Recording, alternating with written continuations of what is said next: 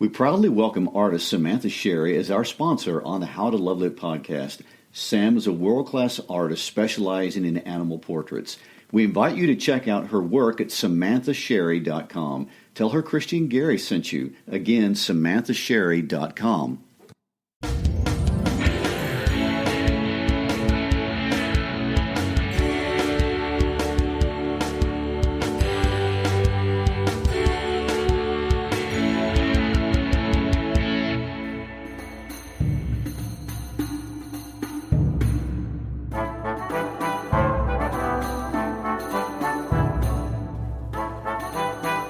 Hi, I'm Christy Schreiber, and we're here to discuss books that have changed the world and have changed us. And I'm Gary Schreiber, and this is the How to Love Lit podcast. Before we begin, let me encourage you once again to share an episode with a friend. We really appreciate your support. And today, we conclude our discussion of one of the most widely read political books of all time, Niccolo Machiavelli's book, The Prince. Its apparent advocacy of immorality as a means to success has enraged people literally for centuries. However, at the same time, the popularity of the book has only increased across time and space. And that suggests that in spite of the outward apparent outrage, there is much in this book that leaders have decided to consider and embrace seriously. On the flip side, I find this one of the harder books to sit down and actually read. It's organized by a series of often apparently contradictory assertions, and these assertions are defended through the use of historical and biblical and, for what would have been at his current time, examples. Easy enough format, except that most of us don't understand his examples. And we haven't studied classical history, nor do we know his contemporaries. But in spite of this obvious challenge, the claims are so counterintuitive and fascinating that readers are compelled to keep struggling through the examples in spite of the difficulties. Well, that's it exactly. And while at first you think, I can't believe he's saying this, the more you read, the more he makes sense. Although I will say, and this is what we looked at episode 2, if you haven't gone back and listened to it, understanding the basic definitions that are driving this book, definitions that aren't necessarily the way we understand words like virtue and fortune, will really help you draw the correct conclusions and follow the intended line of reasoning in the book. Otherwise, it's just a book of interesting quotes.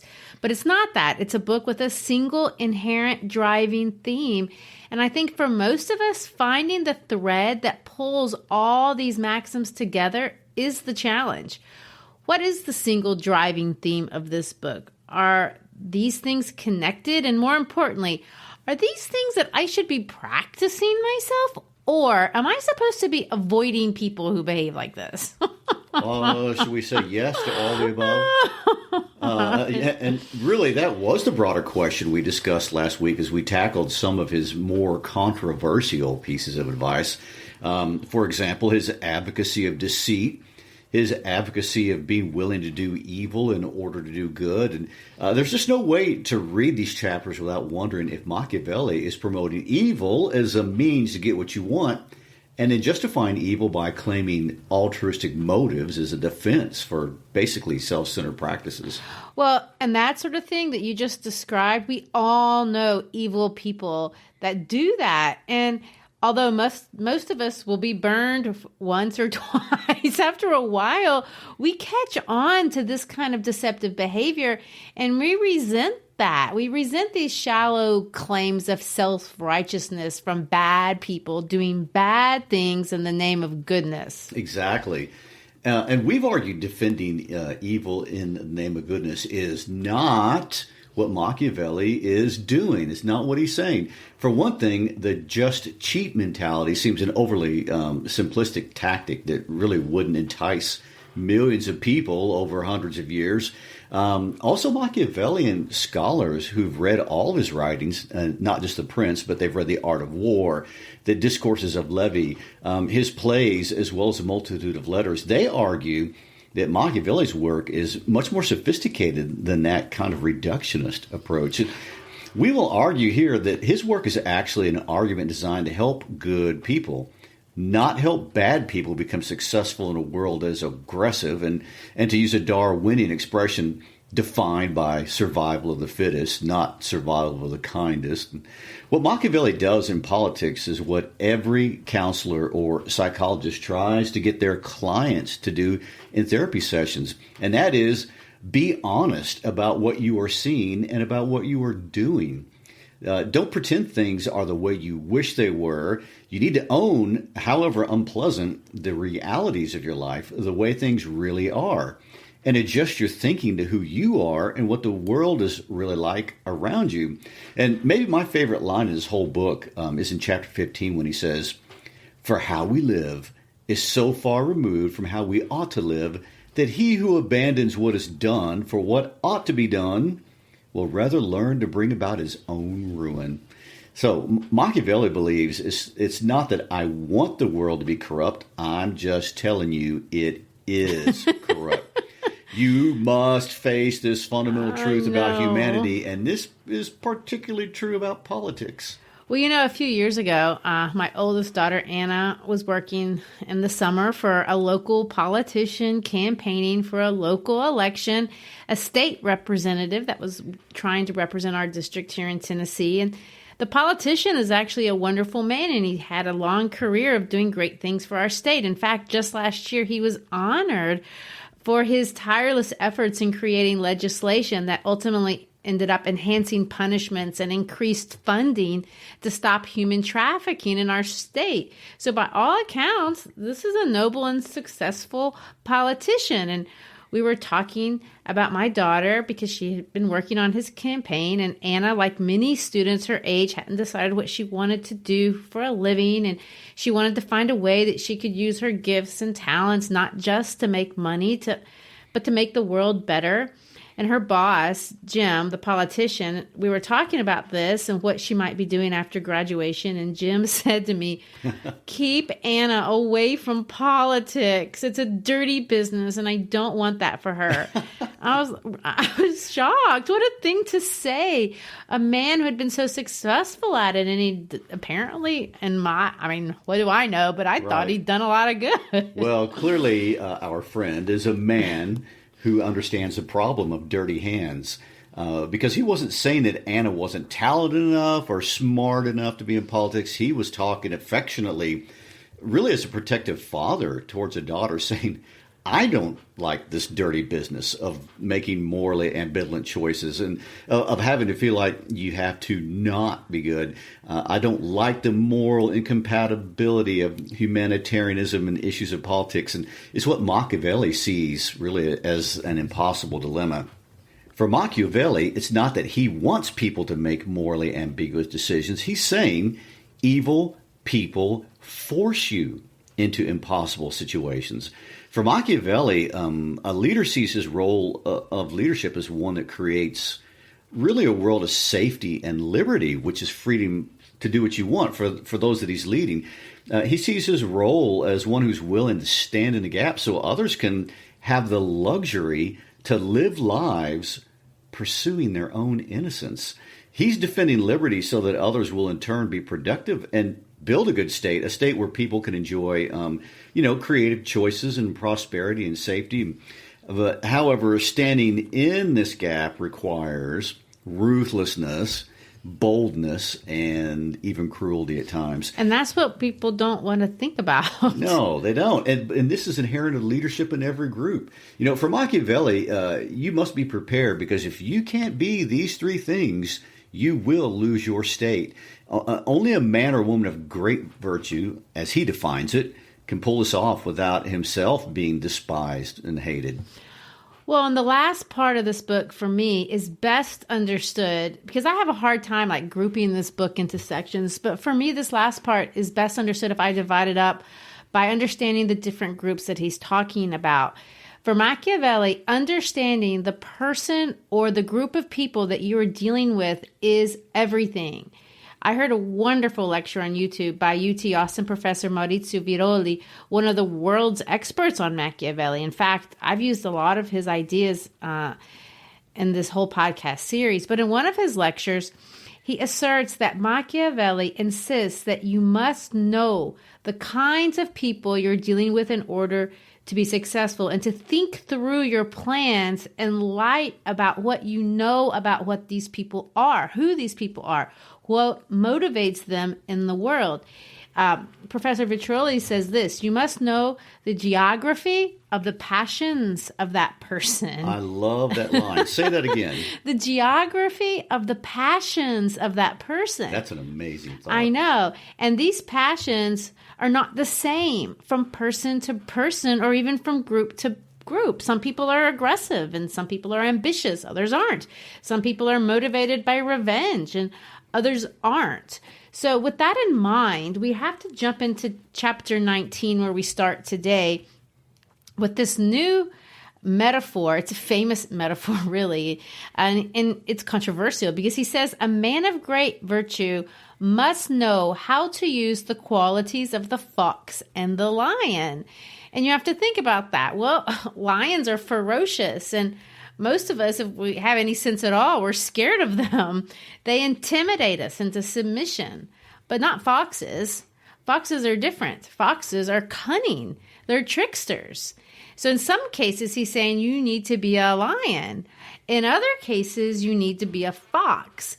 But even that, the bigger trick is going from one to the other without, here he's going to say, without being hated. Because if you're too ferocious, you'll be hated because you're cruel. If you're too cunning, you'll be hated because nobody likes to be deceived. But Machiavelli says you have to have a lot of virtue because in reality, you're going to have to be deceitful and cruel. What do you think about that, Gary?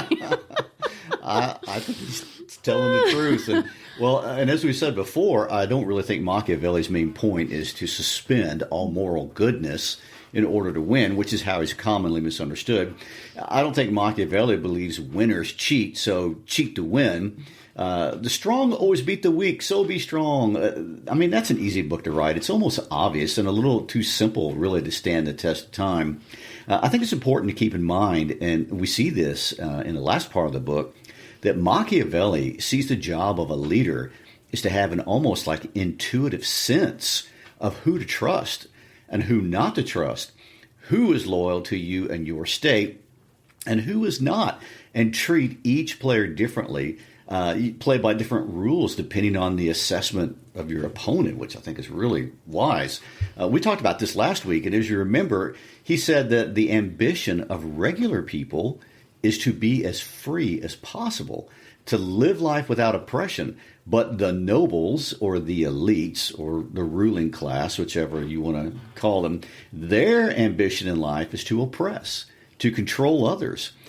So I think when he says things like act like lions and foxes, he's talking in terms of treating and controlling the ambition of the elites, not the regular people, and not even all elites, because he absolutely assumes you need allies and advisors and such. But he does seem especially worried about people with resources and competing interests. With regular people, you just need to keep from being hated. He says that a lot. Keep from being hated. And it's a much easier task, according to him, which is why he can take a guy like Cesare Borgia and make him a model of all people. Borgia butchered in cold blood powerful opponents, but since it seems the people he butchered were people who were oppressing regular people, people weren't offended or threatened when he went after them. And in fact, this exercise of targeted cruelty seems to have made Borgia the role model for Machiavelli that he is. Well, in chapter 19, we revisit what we called Machiavelli Tip number 9 last week. Don't be hated or despised. And he's, of course, hammered that to death. But in this chapter, he's going to flesh it out and give ideas on things that you need to avoid in order to be hated or despised. And remember, for Machiavelli, if you wind up being hated or despised, just forget it. You're going to lose your state. Time's up. I mean, he doesn't see any exceptions to this rule. And really, when I think about real life, I can't think of any either. Right. But so for Machiavelli, tip number 16 and how to avoid being hated or despised, he says, don't be weak. Now, that's my translation of Of, of what he says, because 15th centuries. yes, because the word he actually uses is "don't be effeminate," but I'm going to modernize the terminology and kind of delete the sexist language. But he describes, so we can do that really, because he gives a description of what he means with the word effeminate. He defines it. He says, if you're effeminate, it means you're changeable, timid, and frivolous. Now, Machiavelli, those are not feminine characteristics, but vocabulary aside, I see what you mean. Mm-hmm.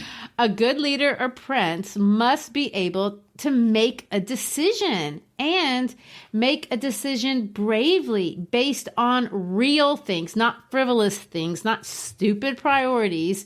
And for him, if you will do this, you can build a great reputation. Well, let me say this. Plenty of women do that. They make decisions. Absolutely. Yeah.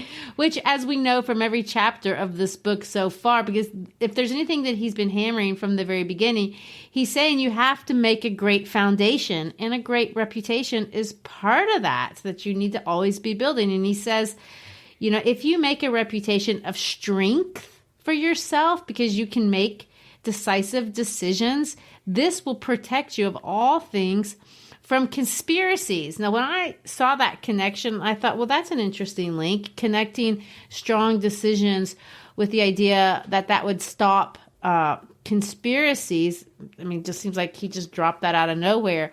But obviously, endless conspiracies and conspiracy theories were, it seems, as much a part of his world as they are from our world. And if you don't think there's conspiracies in our world, you haven't been on TikTok lately. Machiavelli would tell you, if you're decisive and not hated, don't even bother with TikTok conspiracies or accusations. You're fine. They're just rumors. Just ignore them. True. And speaking of TikTok, I think that would meet his criteria for frivolous. For sure. Well, back to conspiracies. Besides giving several examples of conspiracies that went awry, his main defense of this assertion is by way of deductive reasoning. And he says this: the problem with conspiracies are that they are nearly impossible to get away with because the obstacles of pulling off a conspiracy are much greater than the obstacles in defending against one. Which I guess that makes sense. It's easier to not conspire than it is to conspire. Right. Yes, it is easier. So the first problem conspirators have is that they have to align themselves with people who hate the person in charge, likely because they're out of favor, except by disclosing the conspiracy and backstabbing you and your co-conspirator could actually get what they want by betraying you in a conspiracy. So let me quote him. He says this: on the side of the conspirator is nothing but fear, jealousy, suspicion, and dread of punishment, which frightens him. A conspirator has to fear before the execution of his plot. In this case, having a people for an enemy, he must also fear after his crime is accomplished, and thus he's not able to hope for any refuge. Yikes. Another problem is the conspiracy secret is forever. You're never over the dread of discovery. I mean, it could happen anytime. And he basically says, unless people absolutely despise the prince, there will be somebody who's willing to expose the conspirators. Maybe not before, but eventually. And that's where he leads us into chapter 20, directing our focus again, not on elites or nobles who may conspire, but back to regular people. It is interesting that he does seem to break the world into these two groups of elites versus regular people. And he applies two sets of rules. One he applies to the elites, and the other he applies to regular people. So Machiavelli Tip 17 is super straightforward, and he's talking about regular people. He says this: arm your people.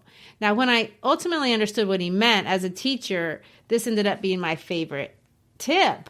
But it took me a long time to get there because at first pass, I found it shocking. The idea of arming people is something that because I live in the South, is something that I've thought about in the United States. Most of the world knows America has a Bill of Rights, and the Second Amendment of the Bill of Rights gives Americans the right to bear arms. And this isn't an idea that a lot of people from other parts of the world, including me, was very comfortable with. I grew up in Brazil, and in Brazil, people don't have guns. I don't ever remember seeing anyone besides a soldier with a gun until I went to college. Because when I moved into Arkansas, there is a gun in every truck. And I just about flipped out. I was scared to death. Who are these crazy people? Because I'd always considered guns as aggressive. In my mind, if you have a gun, that means you want to kill somebody. But Arkansans and Machiavelli, I'll say, they don't see it that way. They see it differently. The Arkansans thought I was irresponsible because I didn't have a gun and I wasn't taking responsibility for my own protection. And guns are made to make the world safe from bad people because bad people are bent on violence towards vulnerable people, and you shouldn't be vulnerable because if you're vulnerable, you're enticing bad people to do bad things. Well, Machiavelli could have been an Arkansan. Oh my, don't say that, please. He had no problem with citizens with weapons. And I don't want to put all Arkansans in the same group, but I'm just making a joke. But anyway, Machiavelli takes it farther than that because he says wise princes arm their subjects, giving their subjects weapons or giving them tools to defend themselves. He says by doing this, you empower them not just to protect themselves, but they actually protect the state. In fact, Machiavelli goes, and this is a little extreme, but he says it's not really bad to start outside threats and force people to use their arms to protect themselves, just to keep them sharp. Gary, is that too much? Oh, so many thoughts on that. So many political discourses. But it reminds me of Thomas Jefferson when he says, the tree of liberty needs to be watered with the blood of tyrants from time to time. And he says, revolutions are like storms in the environment. Metaphor after metaphor. Yeah. Well, there does seem to be a little element of the perverse there. I mean, start wars to buy loyalty. It's happened many times. But we see that principle again, that people are loyal to the things they invest in. So in a sense, he's not being inconsistent with things he said in the past. The idea of arms, of course, he's speaking of literal arms or weapons, which is why our minds immediately go to guns. But honestly, if you're just talking about the principle or value, equipping your people to defend themselves could have all kinds of applications that don't have anything to do with weapons. It could be applied to education or other resources people could use to defend themselves that might be more practical than guns in today's world. And the idea of empowering people to take care of themselves and others, I know is what you like about this principle. You're right. Not guns per se. Well, we do feel loyalty to those who empower us and help us learn how to defend ourselves. And a prince who empowers his people to defend themselves or to be self-sufficient is going to be a prince that's beloved. And of course, his conclusion at the end of this chapter is the best fortress to be found is the love of the people. Another brilliant quote I'd like to point out. Which he states is not bought. He says you don't buy the love of the people by indulging them, but it's bought instead by empowering them and leading them to do great things. And that's what makes a great state. I really do find it a core value to keep in mind when you read this book, that for Machiavelli, a prince seeks glory, but he seeks not his own glory per se, but he connects his own glory with the glory of the state. So if his state is great, he's great. He links these two destinies. It's the same word for both things. You don't get glory by being self-serving or using other people to indulge yourself. You get glory by building up those around you. Yes, this is the key difference between a prince like Machiavelli would define as a prince versus the narcissistic prince that may use Machiavellian principles and miss his main point of what constitutes ultimate success or glory. And I'll throw in a couple of Italian terms myself. Oh, dear. Give it a go. Grandezza. There you go. And gloria. Greatness and glory. Greatness and glory. A narcissist seeks glory only for themselves, and he defines greatness differently. Machiavelli's prince seeks glory for his state, and he identifies the greatness of the state with his own personal greatness. And this important distinction brings him glory, which is greater than oneself, greater even in one's own lifespan. Glory is a little bit of immortality. This is something that perhaps can be lost if you look at only the prince in isolation, which is what we're doing in this podcast series. That we must remember Machiavelli's body of work is larger than this. In the discourses, he actually defends republics. And he makes an interesting point emphatically that people who live in liberty are stronger. They're more self-sufficient and they're more prosperous. So a prince who empowers people is building a great state for himself, and he's building glory for himself. And the greatness of the state, not necessarily the person, produces the glory. So understanding that, I think it's not a stretch to apply the concept of arming people to empowering people. Oh, I agree, because when the prince gets glory in the way that he's defining it here, everyone benefits. When the people are strong, the state is strong. When I read chapter 21, I can see a tip that supports this point of view. Machiavelli Tip number 18. 18. I like this one too. Create great enterprises and give proof of prowess. In other words, come up with a great vision to pass on to your people. Have a great idea. In the American context, my mind immediately goes to the late President JFK, because one of the texts that we study in the 11th grade here in Memphis is JFK's inaugural address, and he talks about all the things that he wants to do with his presidency. Lots he didn't get to do, but lots he did, like starting the Peace Corps. But one thing that JFK mentions in his inaugural address, and he does, which I think is an excellent example of a great enterprise, is what he did with the space program.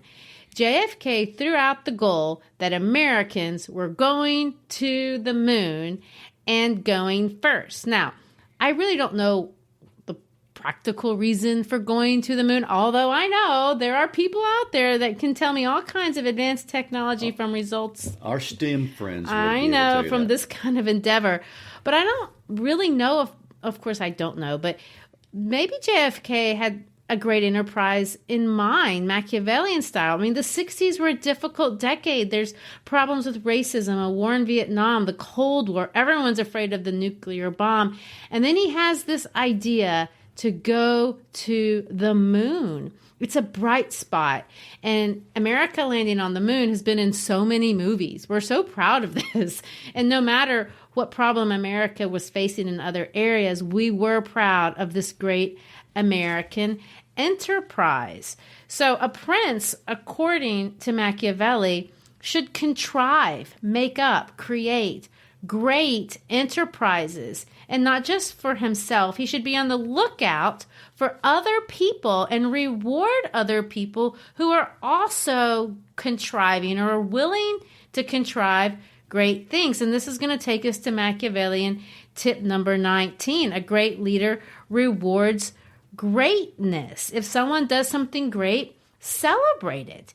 Encourage it. Throw your resources, your finances, the things that you have at great ideas. Make people aspire. Ooh, I want to be like that guy. He says to make people believe that it is within their reach to also be great. Maybe being their own prince in some sense. He uses the phrase, be a lover of merit. Offer rewards to those who do great things. Honor those who excel at any art. This is what he says, excel at every art. And of course, this is counterintuitive, and it's not something we do in the area of education at all. We have a tendency to throw most of our resources at failures, at the bottom, at people who do nothing or aspire to do nothing, because we think if we could just give them enough resources, they would do something. Well, he's going to reverse this kind of thinking. He's going to say, throw your resources at those who are displaying energy, who are overcoming personal obstacles. These are the people that have merit. And other people will see that. And what you do is you actually elevate everyone in the process. True. And he applies this to taxes. But you can abstract it to other areas as well. I mean, give people incentives to be productive instead of incentivizing them to do nothing because they fear the prince or the state will take away what they have or take it away from them and take credit for what they did do. And Discourses of Levy, Book 2, Chapter 2, highlights this again and explains it really even more fully, saying people actually have more children when they feel like they can afford to do so. I guess that makes sense. Yes. He says, all the towns and provinces that live freely, they make very great profits, for larger people are seen there because marriages are freer and more desirable to men. The principle we see here in the discourses, but also in the Prince, is that states grow when people are free to pursue their own greatness. Under freedom, the population expands. So, citizens do not fear their patrimony will be taken away, and citizens can, through their own virtue, and remember that means for Machiavelli, our own personal strength and effort, they can also become princes, and he applies this to all areas ranging from agriculture to the arts. Empowering individuals will make them willingly multiply those things people believes that they want later to be able to enjoy their freedom. He offers historical evidences from antiquity to prove this. So, keep the state free and uncorrupt. A prince who keeps the state free and uncorrupt attains the greatest measure of glory. And really, if I think about my own life, I mean, I tend to work harder if I see an incentive to improve my life later. All right, so I think we've said enough about that. So I want to change directions because that's what Machiavelli does. He's going to make a sudden shift again because he wants to talk about outside alliances instead of this internal stuff that we've been talking about so far. He's going to say, and here is tip 19. 19. When it comes to outside interests and they're at odds with each other, so you got two outside groups that are at odds, pick a side. Never remain neutral on anything. Don't be afraid to pick a side. And again, this kind of seems counterintuitive because when we have friends and two of them are arguing, most of us are going to say, keep me out of it. I don't want to get in between you two. Machiavelli might say that works with friends. I don't know. But he doesn't think it works with organizations. And he says this is a surefire way to make both of the outside parties hate you. He claims that if you pick a side and that side wins, you're good, obviously. But if you pick a side and your side loses, the winning side has an incentive to try to get you over on their side, so you could win either way. He says neutrality is actually the most unsafe place to be because it makes you wishy-washy or makes people think you actually had a preference and you just wouldn't tell anybody, so that makes you deceitful. He says it doesn't matter. Be strong and decisive. Better to be decisive in wrong than to be indecisive and neutral.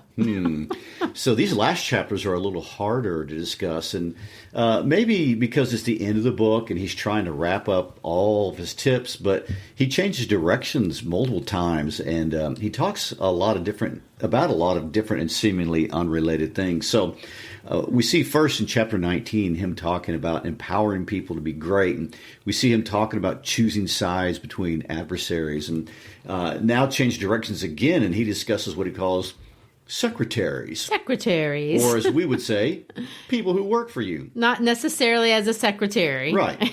He makes a couple of claims that, again, involve a new prince who's not used to being in leadership and not used to being in charge or handling the people that work for him or her, or represent him or her, or advise him or her. The assumption, again, is that the prince will not be experienced enough to know who's loyal and honest and who is manipulative and self-serving. Well, and again, we see him highly prizing loyalty. But the problem is, and I've had this problem myself, even though I can't claim to be in high leadership of anything, but if you're the boss, everyone's trying to look loyal to you. And so the last bit of advice is really addressing this problem of not knowing how to pick advisors or collaborators because everybody's trying to look good. They are. And, so now we're up to Machiavellian Tip 20 and Tip 21. First, at all cost, avoid flatterers. Avoid flatterers. That's an immediate tell. And second is to always keep in mind, and I quote, the first impression that one gets of a ruler and of his brains is from seeing the men he has about him. The people you surround yourself with are extensions of you. So you have to be extremely careful and wise in picking the people closest to you. And of course, this is a tip every mother gives her child. Make good choices. Yes, your friends are important. But in the context of leadership, it gets even trickier because there's a great incentive if you have power or authority for people who to want to be near you, who also want to have access to power and authority. And he makes this kind of funny turn of phrase here. He says this: there are 3 kinds of brains, and you can get away with 2 of them, but you can't get away with brain number 3. So brain number 1 is the kind of brain that you can actually understand something unassisted. So sometimes I have brain number 1, but sometimes I don't. Okay. Then there's brain number 2, the kind of brain that can understand something when it's explained or shown by others. And sometimes I have that. Maybe sometimes I don't, depending on the mathematical level of the question. Oh, no. But then there's brain number 3. If you have brain number 3, you cannot understand anything, either by yourself or when someone's trying to. You are lost. Yes. So he says, if you have good people around you, you're okay if you have brain number 1 or brain number 2.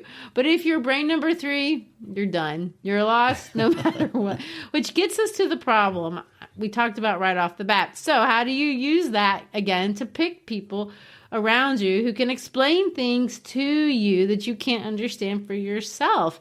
And if you're going to be as cynical as he wants you to be and think of all people as competitors or possibly deceiving you in order to get your power, how do you do that? Well, I'm glad you asked. Because, of course, he has a tip for that. Of course he does. Machiavelli tip number 22, and I quote, when you see the minister think more highly of himself than of you, and in all his actions seek his own profit, such a man will never be a good minister, and you can never rely on him. That makes sense. Well, in chapter 23, he expands on this further. And of course, tip number 23. 23. And let me quote him again, because these are easy to quote. Let men understand that they will not offend you by speaking the truth. But when everyone can tell you the truth, you lose their respect, which is an interesting thing. I want to say that again. Let men understand that they will not offend you by speaking the truth. But when everyone can tell you the truth, you lose their respect. A prudent prince must therefore take a third course by choosing for his counsel wise men and giving these alone full liberty to speak the truth to him, but only of those things that he asks and of nothing else. But he must ask them about everything and hear their opinion, and afterwards deliberate by himself in his own way. Beyond these, he should listen to no one. Well, it certainly goes against the idea of getting a wide range of opinions. Yeah, it kind of does. And the idea is I'm not going to ask you for your opinion until I want it. So don't just offer it up.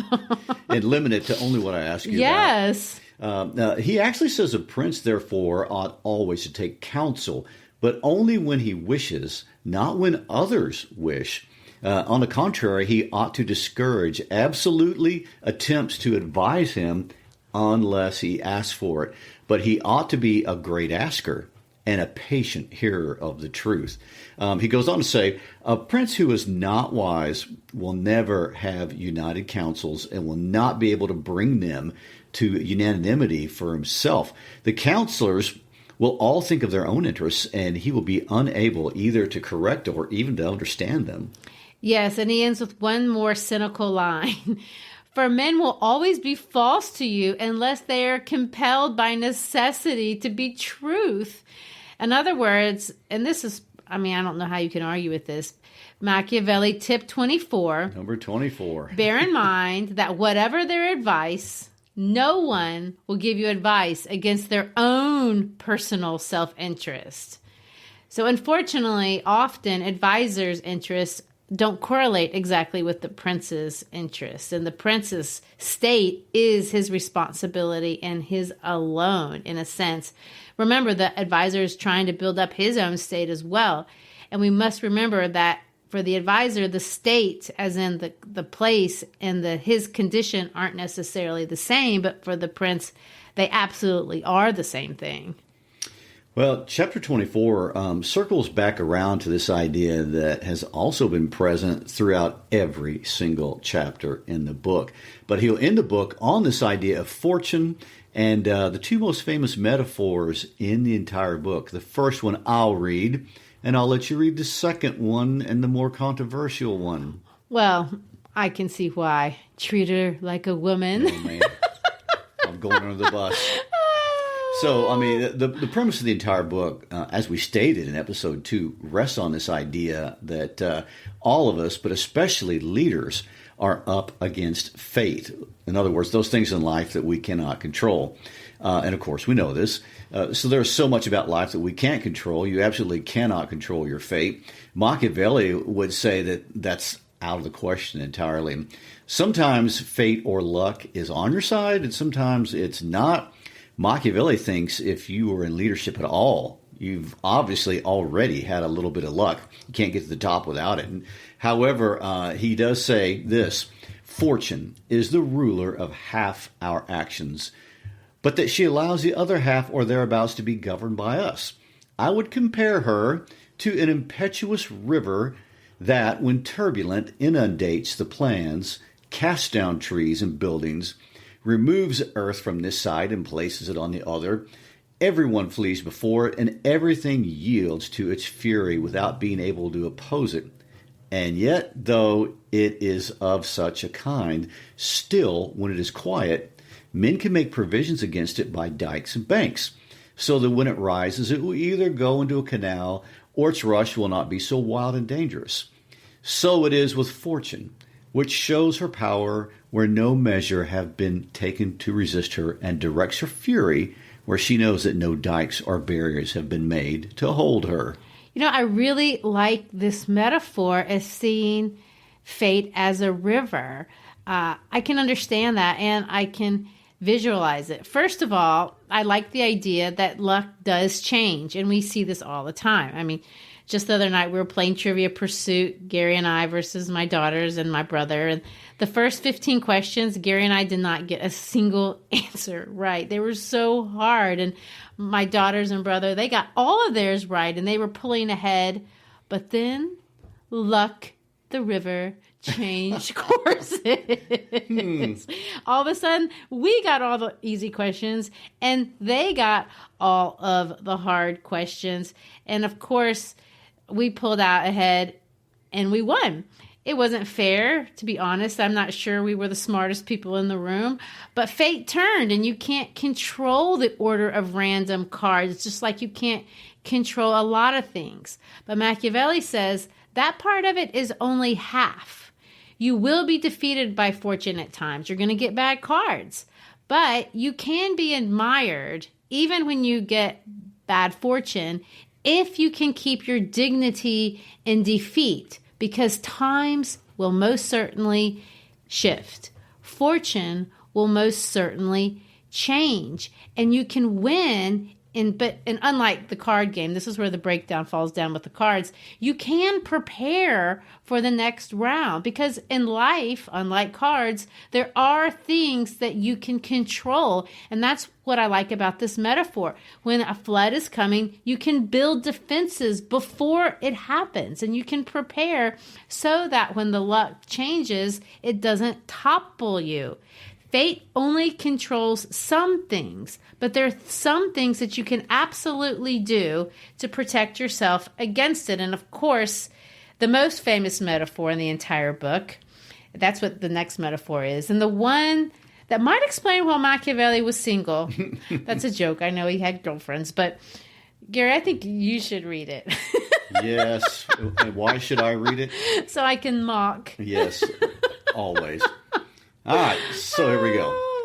Fortune is a woman, and it is necessary, if you wish to master her, to conquer her by force. Oh, my. And it could be seen that she lets herself be overcome by the bold rather than by those who proceed coldly, and therefore, like a woman, she is always a friend to the young because they are less cautious, fiercer, and they master her with greater audacity. Oh, my. It's such a charged statement. Oh, my. Well, I don't want to read it like the almost rape-like inferences it appears to have, but people have mentioned that many times in the literature, including Machiavelli, I might add. But he is a man of his time, and, we've already discussed that to death. But I will say, and this is a tip for guys, women do prefer bold men to weak men and brave men to cowards. Men that can take the lead in a relationship is what most girls really want. We may have to settle to do all the work, but we respect, admire, and even fall in love with bravery. So boys, here's a Machiavellian love tip for you. Never be afraid to make the first move. Ask the girl out directly. Do not do the best friend run around move. Do not do the texting move, the discreet let's go by phone talking move. Just go to the door. Look her in the eye. Machiavellian style. Be bold. She might swoon. Oh, my gosh. But, most men, and this is a generic term, and most of us, it's just hard to be brave, and we're really not. But what works for princes, okay, boys, here's another tip, might get you a princess. Oh, just saying. Well, obviously, I'm not going to touch that metaphor. So I think we can finish out with chapter 25. And this unusual chapter, it's an exhortation, really, that Machiavelli chooses to end his book with. As we know from history and pointed out in the first episode of this chapter, Italy at this time was a land full of city-states. Most of these were constantly warring against each other and warring against the outside forces of France and Spain and other countries. And Machiavelli, although throughout this entire book tries to be as realistic as possible, in this chapter it exposes the idea that he too can be a dreamer and a patriot. Yes, he can. This is one reason why I absolutely believe Machiavelli is not Machiavellian in the way this word has evolved, which is to mean a self-serving, corrupt, and evil tyrant. Well, I completely agree. Machiavelli chooses to end his work with a chapter, and it's full of one of my favorite concepts in all of humanity. He talks about redemption. Among other things, it's a Christian concept. And so we see Machiavelli invoking a lot of biblical allusions in this final chapter, something that he's done a little bit, but not really in the rest of the book. He invokes God in a way that's very different than in the rest of the book. And for me, it feels almost inspiring, although I'm not a contemporary looking for a unifier of Italy in the 16th century. But Machiavelli has a dream for Italy. He loves Italy, and he wants it to be united. And he wants it to be a place of peace, a place of prosperity, a place free of corruption, a place full of liberty for all people. Now, this is nothing but a high-minded idea for all leaders. I mean, I don't even think you can deny that.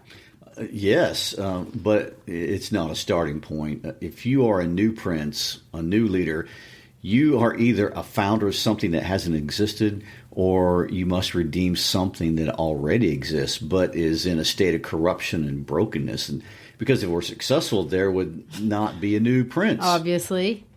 And the exhortation at the end, to me, elevates this work to some sort of noble end. He has taken us through how you might have found yourself in this position of new prince, likely through a lot of ambition on your part, a little luck. He takes us through the types of villains you're going to encounter as you try to develop your state. He brings to the front a lot of these moral dilemmas that you're likely to encounter, and lots of these are very sobering. He says very plainly you're going to have to get your hands dirty. You're going to have to lose any amount of high-minded innocence you thought you were going to have. But keep in mind, if you have great virtue, and by great virtue, great strength of character, great wisdom, and all these tips that are in here are designed to help you have those things, the goal that is within your reach is the redemption of your state. And I want to end by going back to chapter 6 because I skipped the 2 final tips, and there are other tips, but I want to finalize with these 2, and we're going to call them tips 24 and 25. Tip 24, successful people follow paths trodden by others. And tip 25, take a lesson from an archer. Let me quote him. Prudent archers who, when the place they wish to hit is too far off, knowing how far their bow will carry, aim at a spot much higher than the one they wish to hit, not in order to reach this height with their arrow, but by help of this high aim to hit the spot they wish to. So there you go, princesses and princes.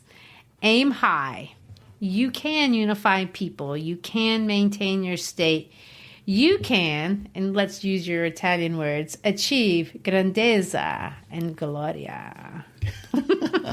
Well, so there it is, 25 tips from the great Niccolo Machiavelli. Although I'll tell you now, there are more than 25 in this book. But for us, that's enough to think about.